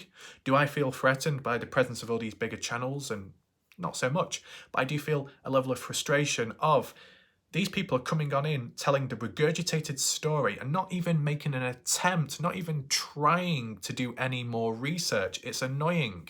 It feels like all the efforts by me are being wasted and, falling on deaf ears. And if you want to spread awareness and it's not going to plan, it is very disheartening, right? And it can apply to other YouTubers as well that have done their thing and it's just not worked out, right? These channels that come on in, these news articles that cover Kenny Veach and just don't do research nor acknowledge me. But it's not a me issue, because it also applies to other channels out there like Sean Horlacker, like Jeff Clark, like Jay Chuck, like SB Vegas Adventures. They should be acknowledged as well. And even Artari in the past, before she did become a bit emotionally charged, okay? So, they should have been acknowledged. The research should have been done, but they couldn't be bothered. It's frustrating. So is that what Salty Pancakes thinks and feels at times when people go in his direction with a case or in location to where he's at? How dare you know more than me when I'm actually from that area? That could be a form of defensiveness, right? A person from a completely different country covering a case and might come across as if they know more about it when there's an actual person boots on ground like Salty Pancakes, or even a searcher like Ty Corbin who's been out there. Well, they should know it more. Well, yeah, to an extent. Maybe the area, maybe the in talk of the communities and stuff, yeah. But what about the online aspect? What about the contacts? What about the presence? What about the audience? They may be lacking that at a point in time, right? But other people can make up for it. So right place, right time, different types of resources can complement one another, right? But linking back to my situation and my example, did I get very defensive? Was I showing territorial defensiveness when it felt like people were coming into the community and not doing research? I didn't get defensive in that sense. I tried defending the truth of the case. Now, isn't that what Salty Pancakes is doing, or was doing at a point in time? Defending the truth seeker. Some of which might be true, other bits might be a bit delusional. But maybe to him, with the research he did at a point in time with Alex Easterling, with maybe Aidan Clune, with Dylan Rounds, with whatever he did or learned, and that's supposedly the truth, let's just say supposedly, that then when other people have come on in and haven't gone in that direction of acknowledging those points or acknowledging Pancake's research, he sees that as rude and disrespectful. But this is the thing, what you must acknowledge, there is a time and place for everything. If someone comes in and has a specific way of researching, right, it'd be looking back from the beginning, looking at the original facts first, and it shouldn't come off as disrespectful to that person that's been around longer. It's just that this new person has a certain method to learning, and eventually, once they catch up, then they may go on to Pancake's research, look into that and acknowledge it as well. But you can't do that immediately.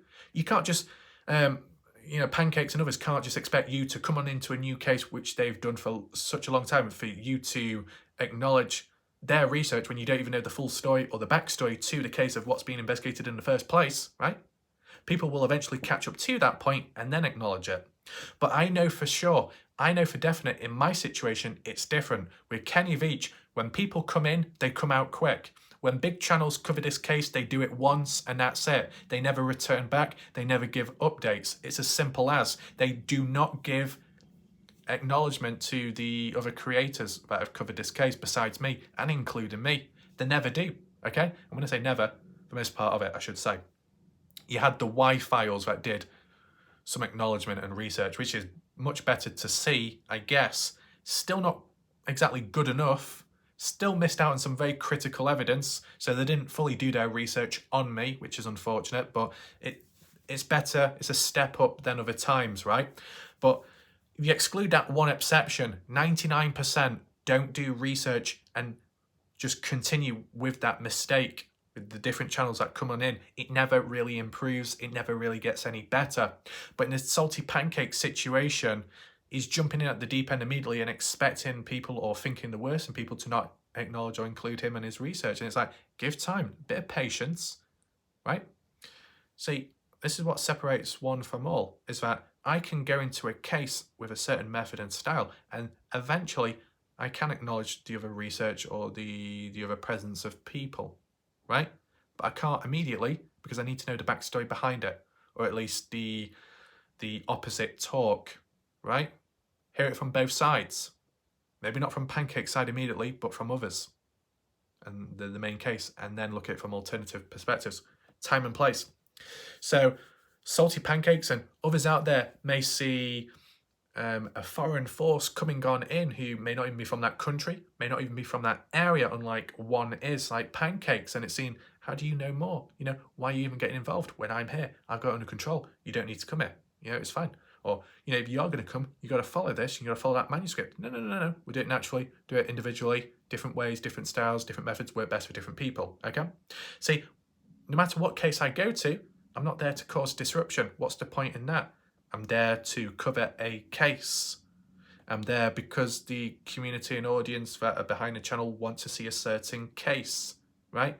So that's what one does, go in that direction, try and learn about it maybe on the spot or in the background, and go from there, and eventually come full circle to some of the other stuff. You've had some out there criticizing me for, You know, like Bob Farrell criticising me and some others. Oh, why are you covering this when it's 9 months too late or when it's a month late? Well, it's because I'm covering other things in between and on catch up, right? People do things in different orders, as simple as. But the main thing is being able to acknowledge that one goes full circle eventually. How often can you say people do that? Probably not enough.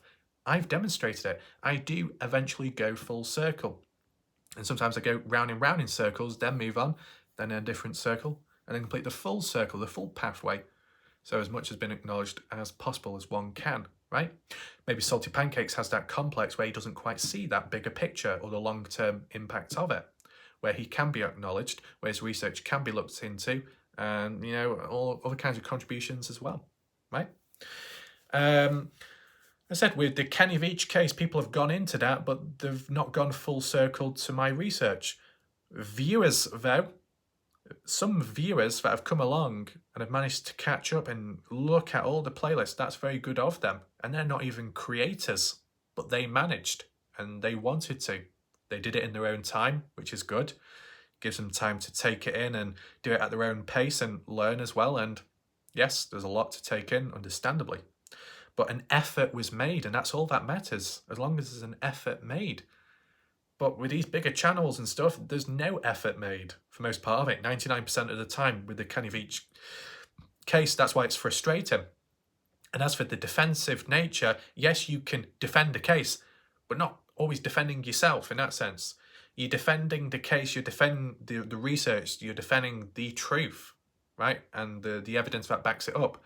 And when others out there don't include that or refer back to it, you're defending and reiterating and highlighting it, okay? Isn't that what Salty Pancakes is doing at times?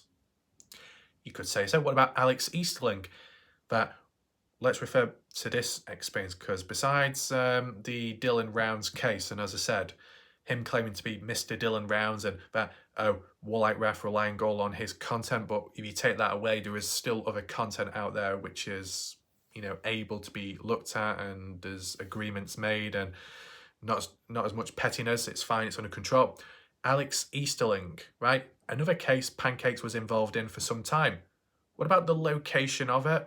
I guess there's that can be, well, to be honest, the location doesn't play a role. It's Mississippi, isn't it? Correct me if I'm wrong, but I'm sure it was Mississippi. So that applies more so with Jim Terry, right? Back then, so I guess. Correct me if I'm wrong. But with the Salty Pancake situation, okay, Salty Pancakes, Utah. Alex Easterling, elsewhere, different state. So there's no defensive territorial behaviour there in terms of geographical location when it comes to pancakes. So you eliminate that important factor. So it just comes down to the factor of that Pancakes was on that case before other people. I'm there first. I was the first one here. No one else. Go away. Kind of like that. But wasn't it Jim Terry there first then? But then again, Jim Terry's whinged and whined with time saying, oh, why is that person going in that same case as me? Oh, why? Not about you. It's just about the interest of what someone's interested in at a point in time with a case. It's that unfortunate nature, the coincidence that you just happen to be there as well, or was once there. It's not about going to a case to then outdo the previous research by somebody. You're doing your own research, you're doing your own learning, and then you might pick up on that additional research by previous people. It's not about taking over. It's not about overshadowing. Is that right? The presence of somebody right now or back then of what they've contributed. It's not about overshadowing it. It's about simply learning about a case. That's it. I mean, if you're just a viewer, you wouldn't get criticised, would you, if you just moved about from case to case? But when you're a content creator, when you cover videos yourself and you do your research and do video format, you're online and on par with other creators that do the same thing, maybe at different times. And if there's pettiness or disagreements and you go in that same direction, they react in an unnecessary, irrational way. And that's what Pancakes has demonstrated. It looks like we're on low battery once again, so I think it's under control. So when I went to Alex Easterling, some people were appreciative. Kaylee acknowledged it, which was good of her. The mother of Alex Easterling also acknowledged it too, so that's all good to see. Positive welcome, no problems there. And even though I did come across some people within the community that had problems with me with Dylan Rounds, it didn't cause me any trouble on that occasion, which, hallelujah, must be a miracle or something, I guess. but it was more focused on the case, and that's what it was about. Okay? Videos were made, only a couple of them, just doing what I could at that time, at that moment, that opening time frame. But obviously Salty Pancakes must have heard about it or saw it himself, because he's been actively in that community and case at one point. And the odd viewer of Pancake's channel or somewhere reached out to me and just highlighted that when it came to Salty Pancakes doing his own live stream on a different platform, was talking about Warlight Ref, criticising him, calling him out, joining the Kaylee brigade. No. Okay, I might be able to laugh like Kaylee, but you know, I don't have as many pizzas. Okay, we know Betty Hayward dresses up as like a pizza box to advertise for Kaylee's Domino pizza business. Unrelated once again. But yeah, in seriousness, basically Salty Pancakes whinging and whining, criticising Warlight Ref for simply covering a case that Salty Pancakes was involved in the past, right? Oh, I don't like this person. I don't want them coming on over to this case that I'm involved in just because I don't like the person. I don't want them solving this case. It should be me. Is that evolutionary competitiveness, or is it a combination with a form of territorial defensive nature because you want to protect a case? You don't like the idea or presence of somebody you don't like coming on into this case because you think that if you portray them as a damager, a disruptor, they're going to do the same thing with this other case. But I said, I'm not here to cause disruption. I'm here to cover a case, right? And people can question me as much as they like. Not many, but with time, people have questioned me, whether it be the serious factor, the credibility factor, like Bob Farrell questioned me, and then others saying it's the monetary motivated manipulative reasons. At the end of the day, you've got to ask yourself, Warlight Ref made 430 plus videos on Dylan Rounds, 240 plus videos and counting on Kenny Veach. Whether it be talking about the same thing over and over again or trying to make sense of different factors and elements within it all, very in-depth, very repetitive, but also interesting, and all kinds of different possibilities and findings. A lot of thought process involved. For someone to spend so long, to be so consistent, to be so frequent, to be so dedicated on a particular case when there are more popular cases and more popular trends going about, to not jump ship, to stick with what you're doing, that dedication and consistency shows a form of seriousness, okay? If someone wasn't all in, they would have jumped ships ages ago. That wasn't the case, was it?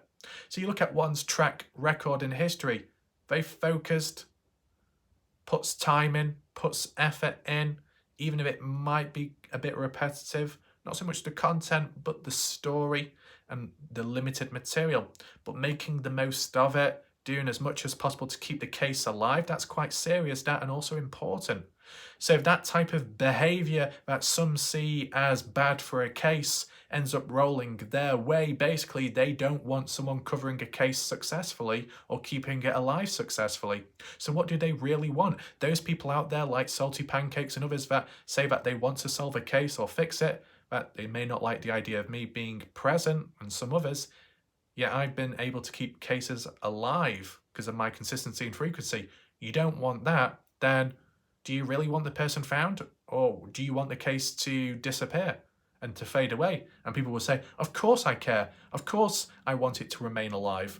So why are you having problems and focusing your issues towards me when you should be putting that time and effort back into the case of solving that first? Right? Because there's no mystery here when it comes to one's presence, okay? Here to cover, here to make sense, here to help others learn along the way, and even just to keep it alive. Those motives, those explanations are very clear from the beginning of the Dylan Rounds case, as highlighted and remain till this day, because look at Dylan Rounds' case, it's flatlined. Hardly anyone watches it anymore. Hardly anyone tunes in anymore with that particular case, but guess what?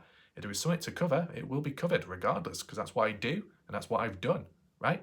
So the people that may have been questioning before back then, oh, it's because the case is successful for you. Oh, it's because there's material there for you which you can work and use and leech from others.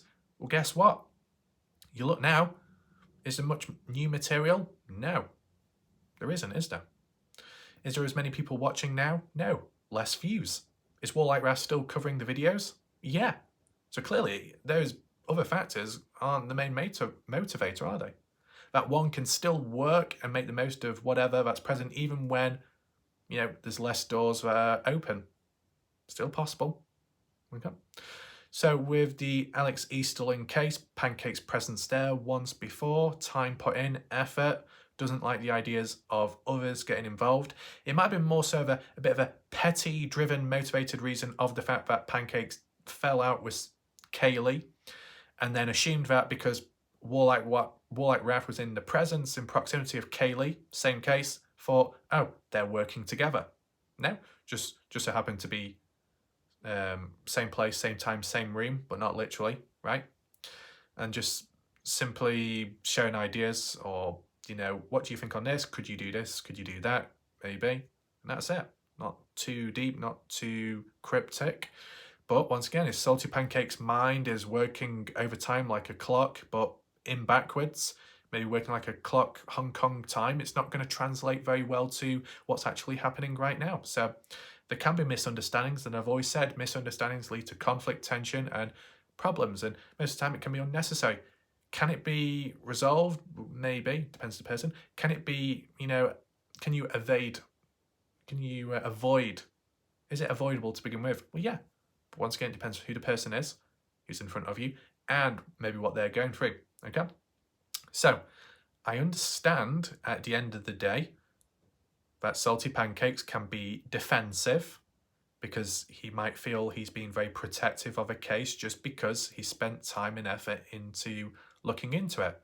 But there should be that acknowledgement and understanding that anyone can get involved and learn or participate. It's not just like a private thing, it's like an open public case, and family members have welcomed the help from many different people, such as the Alex Easterling one. So by Salty Pancakes saying, oh, we don't want this person, we don't want that person, it seems like you're taking control of the case. And would that be what the mother wants and certain family members? Just like with other cases here and there, maybe the Dylan Rounds one to an extent, where it's like pushing people away. Well, don't you want as many people helping there as well? Or to an extent, a certain number of people? Those with maybe the right resources or abilities and methods, you push them away, it's like you're trying to harm the case. So sometimes that defensive nature can cloud your judgment for the wrong reasons, and that defensive nature can push away, people that could be very helpful or useful in a case. So it's about trying to tone it back, scale it back, right?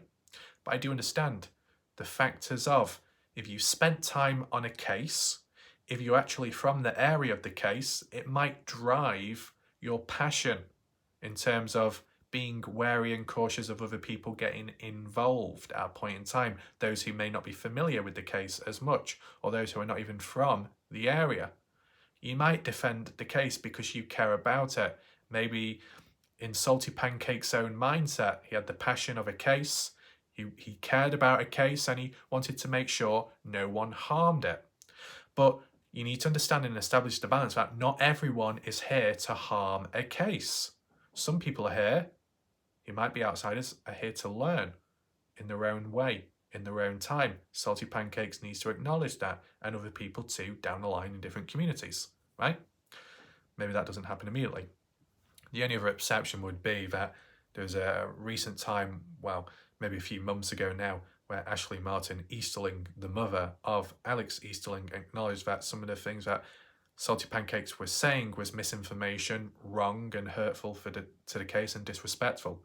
So that kind of tarnishes Pancake's possible credibility when it's coming from the mother of the missing person who's saying that that information is wrong and that's wrong. Kind of like how Kenneth Cooley, Justin Rounds highlighted certain research done by Jim Terry was wrong, false and incorrect, and certain research from Bob Farrell was wrong and incorrect, and some others, etc., etc. Yeah, it might not always look that good. I mean, when it's come to the Kenny Veach case, the only people that have mainly questioned me are those who are not a part of the family. When I've done my coverage and certain points, the odd family member that did reach out was like, yep, understandable. I've never thought of it like that way. That's a good way of thinking. Yeah, that is actually true. And here's that to back it up, etc., etc. Some disagreements here and there with other stuff, but in terms of the serious points, it's quite controlled. So that's fine.